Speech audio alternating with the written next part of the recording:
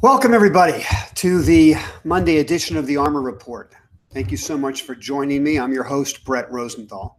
This is a show about stock market investing in what I call the millennial age. ARMOR stands for Algorithmic Risk Management Research. So everything we talk about here begins and ends with algorithms helping us manage our risk. This is a live trading desk. I'm managing my own capital and that of investors. All the business is run through Interactive Brokers. You can keep up to date, real time, with our model portfolios on our website, rosenthalcapital.com. We have 3 model portfolios. All of our assets are managed in one of these 3 disciplines: the classic conservative, the balanced, and the aggressive. What changes about those 3, what makes them conservative or aggressive, is the position size we take. So generally the same exposure in all 3 portfolios, but with different position sizes. We're willing to take on more risk in the aggressive approach, obviously. We carry more cash in the conservative approach. We have a lot to get to. I've been sick for a week. I had the flu. Thank all of you for the well wishes, the tweets, the emails. I appreciate it. I have a 5-year-old and a 2-year-old. So we're constantly fighting something in this house. But everyone's well. Everyone's healthy. And so a little thank you, God, for that.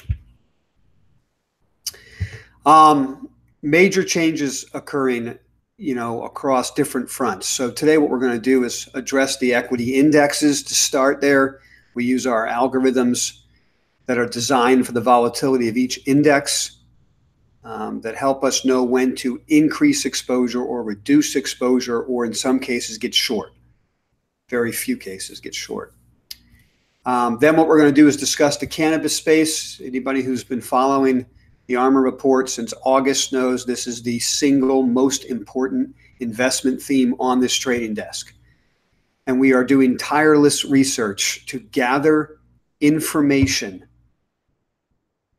from every cannabis company we can find to separate the bud from the chaff. Okay? We're trying to find the quality, the best. We're trying to avoid the junk, the high risk, low reward scenarios. I generally don't talk about individual stocks on the show for obvious reasons, one of which being I'm out there trying to buy the stocks myself. But I did tweet out today a group of stocks that we're going to focus on, and that's going to be the US-based cannabis growing companies, whether that's hemp or marijuana. So I'm going to address that in the middle of the show. And then I'm going to wrap up with a new introduction to the portfolio. I highlighted it on our website. You can go look. I date for you every time we change those model portfolios so you can see whether or not it's a new update. And you'll see there's a new update today, and there's a new group that I'll reveal at the end of the show. It's a group I've talked about before. It's one we're fond of. Not an easy group to make money in, but we've been making money in this group for the last, 6 months, on and off. And we're back at it again. I'll go over that later. So let's start with the big indexes. Let's also, before I get there, start with the usual disclaimer on this show. I am not telling you how to run your portfolio. I don't know who you are. I'd be more than happy to help you. Pick up the phone and call me. Go to our website, rosenthalcapital.com, and I'll chat with you and see if I can help you from a risk management standpoint. All I'm doing on this show is educating you on the importance of algorithms and risk management when it comes to managing an equity portfolio. And then I try to highlight for you the favorite groups that we have here where we invest. I don't know you. I couldn't possibly tell you how much to invest in each group. If you need that direction, again, we've got those model portfolios and we'll help you do it. But for the sake of these YouTube videos, this is educational. This is to help you understand the new playing field we live in the millennial age of central bank intervention and high frequency trading. It's completely changed the way the market moves. I'll give you one example. One of the things that your granddad and your dad probably taught you is there's no such thing as a V-shaped reversal, where the market plummets and then reverses and skyrockets. Usually that big run-up is something you should sell. No such thing as a V-shaped reversal. That's one of those, famous things you'd find in a lot of different technical analysis handbooks over the last X amount of decades. In the millennial market, that's not true anymore. We have a market with very little liquidity. We have a market where, I don't want to digress too much, but this really drives me crazy. Whenever government bodies and billionaires try to offer you advice and tell you they're doing something to help you, they're taking money out of your other pocket as they're pretending to put it in this one. That's just the way life is. Don't rail against it. Just understand it. So at the turn of the century, when everybody in Wall Street was telling you how great it was to get rid of fractions and go to decimal points, when Arthur Levitt, the head of the SEC, said that's the way to fix the market. Well, first of all, there's nothing wrong with the market at the time, right? And Arthur Levitt was basically lying to you, okay? He was lying to you. It was the classic penny-wise, pound-foolish bait and switch. Brokers are making too much money with fractions. Stocks used to be bid 20, offer 20 and a half. That's 50 cents in between. Oh, those brokers are making too much money. Let's go to pennies. Okay, now we're at pennies, guys. How's it feel? Markets rip higher and rip lower because there's no real bid and offer.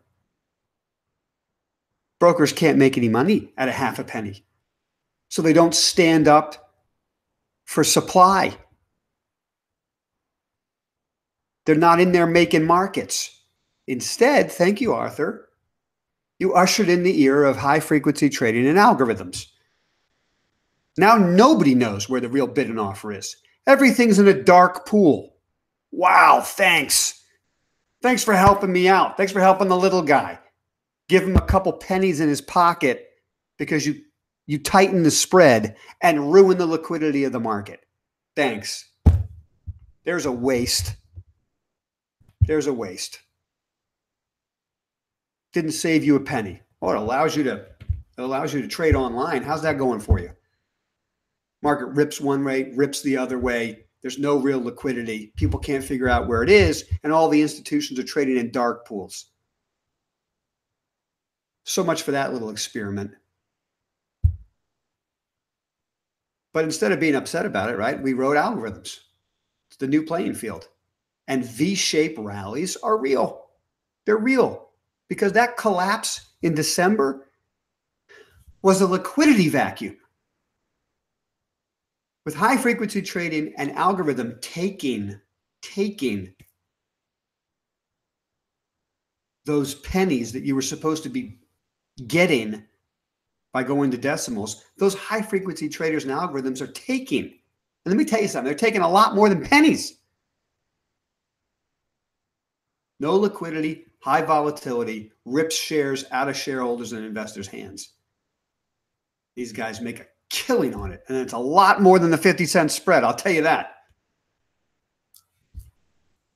What we do on our desk is we write our own algorithms to help us manage the risk. Now, I told you in the last time I was on this show, more than a week ago, we were shorting, right? First time in a long time we were out there shorting. The major change today is that we've booked our profits on the short side. I know the market just broke down hard on Friday. Why aren't we still short? We're not short anymore because, excuse me, in a decade, it's been proven over and over again that shorting a Fed that's incredibly dovish is a wasted endeavor. Now, can the market go lower from here? Absolutely. I'm not predicting that one way or the other. I don't know. I generally don't short the market, particularly not in the last 10 years. There are moments in time where we go out there and we get short, try to make some money on the decline. But the Fed last week came out so unbelievably dovish. It has never paid to be an investment short in an environment like that. Last year, it paid to be short. The Fed was a hawk. The Fed was raising rates. So you could be more aggressive short. Right now, technically, yeah, it looks like the market wants to go down. And we made a little bit of money last week. Okay, great. But theoretically, as an investor, I don't want to be shorting in a market where the Fed and central banks all around the world are stepping on the gas of liquidity and being dovish. I'd rather be in a position, not that I'm running out there buying stocks today, because it looks like the market's headed lower. Okay, great, let it go lower. I'm doing my homework. I'm checking my whiteboard. I'm high grading the stocks that I want to own. And I'm looking for the entry point. I'm now looking at this market as that V-shaped rally is real. Let's cut off the bottom of that V. That was just panic and a lack of liquidity because of the high frequency algorithmic world we live in. And what we really have is a consolidation in a space. We're trying to break out the top of that space. I don't like the fact that small caps are underperforming, right? Last year, that was the canary in the coal mine that killed the market. But it coincided with a Fed that was raising rates. Right now, we have small caps underperforming, Fed incredibly dovish, central banks around the world incredibly dovish. I would rather hold cash if I'm negative, if I'm scared, if I don't like the market. I'd rather hold cash than be short in a market where central banks are being this aggressive. So this is not a call that the market can't go down. It can go down. I don't know. It may. But I'd rather spend my time doing research on companies, gathering information that will make me a lot of money over time, and look to buy the weakness as opposed to try to profit off the weakness. I'm hoping for weakness, and I want to look to buy it. Our algorithms are still telling us to hold cash. It's risk off across the board, right? So the wild volatility, September, October, November, December, January, February, into March, 7 months, guys, of extreme volatility that's keeping our algorithms on the sidelines, telling us we can't go, overly aggressive into the market. But during that period, we're buying some of our favorite groups. And of course, we're focusing on the cannabis stocks, and we're making money there. Okay, let's shift to the cannabis story. Big announcements this week. Cronos is announcing earnings. That should be interesting. Stock's up 10% today after getting whacked last week.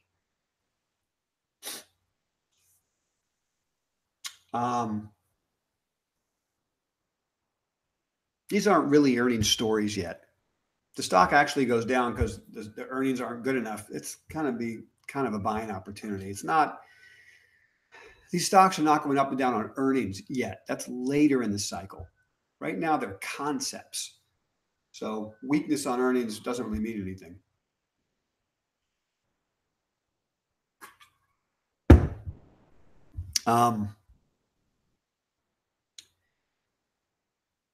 I've been doing a lot of work, especially last week. I was sick, but I was on the desk listening to conference calls and talking to, well, not the first part of the week, I was so sick, but later in the week, talking to some management teams, covering a lot of conferences online.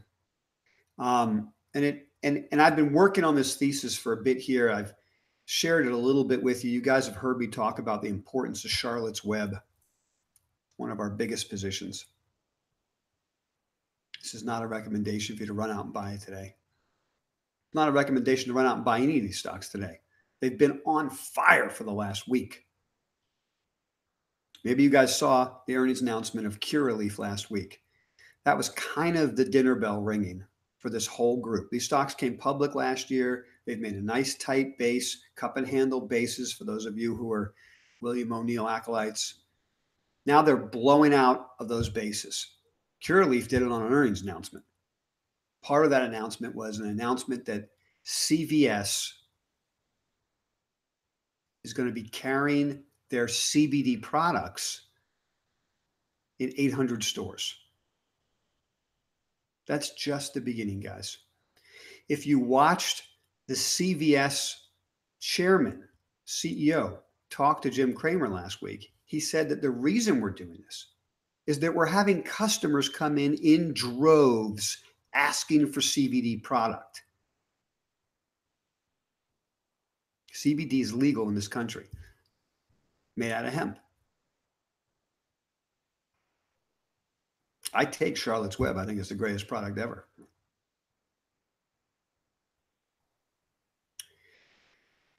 The US-based cannabis companies are caught in a legal vortex. And it's creating an unbelievable, undervalued opportunity for investors, for individual investors. I'm going to give you a couple of statistics that blow my mind. I hope it blows yours. Number one, there's not a single U.S. mutual fund that is allowed to own or does own cannabis companies in the U.S. They can't buy them. Violates federal law. There's not a single exchange-traded fund that owns a single U.S.-based cannabis company. Can't do it. The Toronto Stock Exchange will not allow Canadian ETFs to buy U.S. cannabis companies. It violates federal law. They'll get delisted.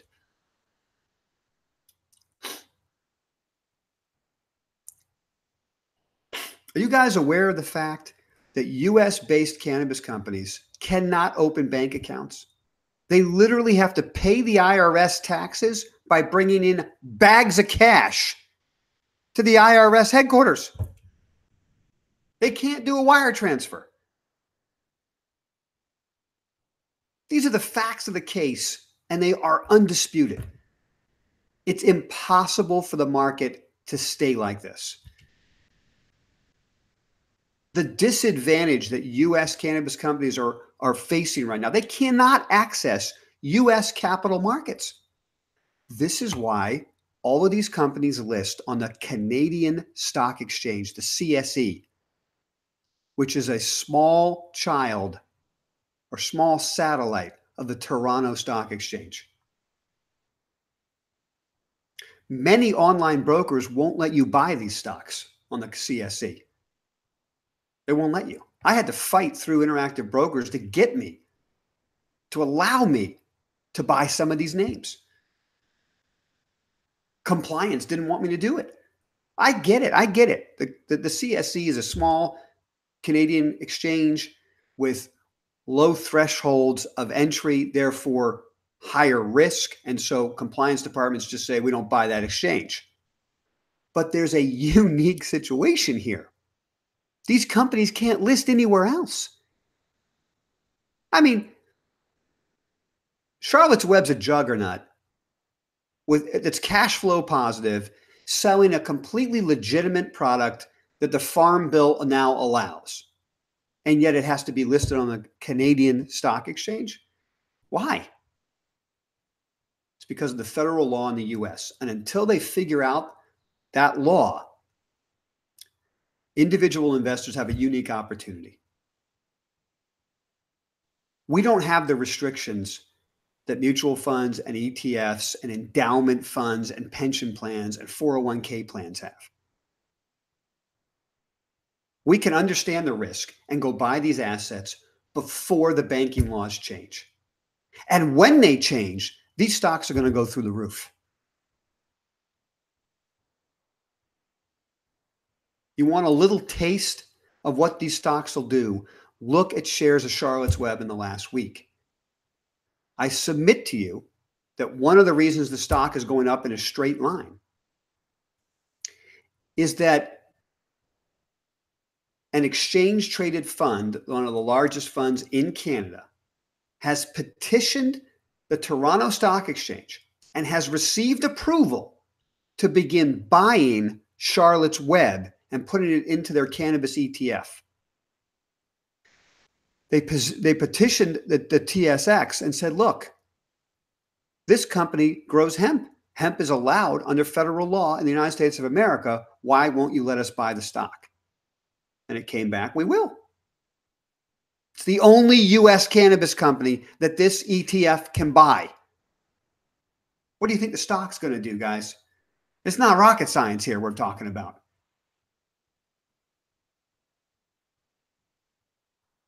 This is simple supply and demand. There will be a change to this law. What are the risks right now? We don't know when the change to the law is going to be. We know there's a States Act that's being bandied about in Congress. We know there's a banking bill, banking law, two different laws that are acts or whatnot that they're trying to pass through Congress. At some point, one of these things is going to pass that will put the US-based cannabis companies on the same playing field with the same access to capital markets and banks as the Canadian companies. I'm going to wrap up this thought with this last thought right here.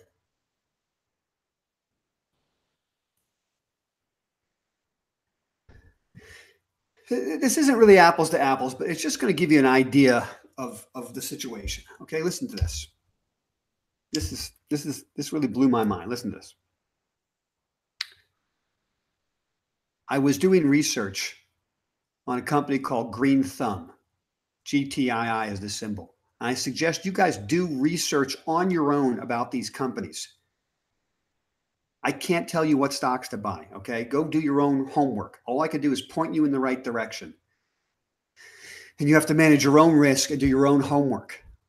But while I was going through their website, there's a presentation. You can go look at it. There's an investor presentation on their website, Green Thumb's website. There's a great slide in there that I think really crystallizes the opportunity here for these companies.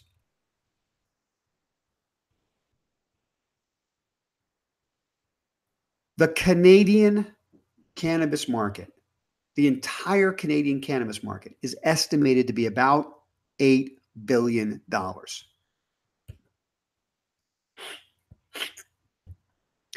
Canadian cannabis companies have a market capitalization of roughly $40 billion, 5 times the market size of their home country. The US-based cannabis market is estimated to be $80 billion. And yet the market cap of US-based cannabis companies is around $15 billion. Look at that disparity. Look at that litmus test of disparity. That will change. Start doing your homework and figuring out what companies to own. There's a lot of junk out there. You got to be careful. There's risks out there. The FDA just lost their chief, Gottlieb. He's gone. New FDA chief is coming in. We don't know how he's going to want to handle CBD. Okay? CBD is considered a drug now if it's in an isolate form because GW Pharmaceutical got approval from the FDA. So there's going to be bumps along the road. There could be some pitfalls. There could be some danger. We're doing research on Charlotte's Web, Curaleaf, Acreage, Green Thumb, Cresco Labs.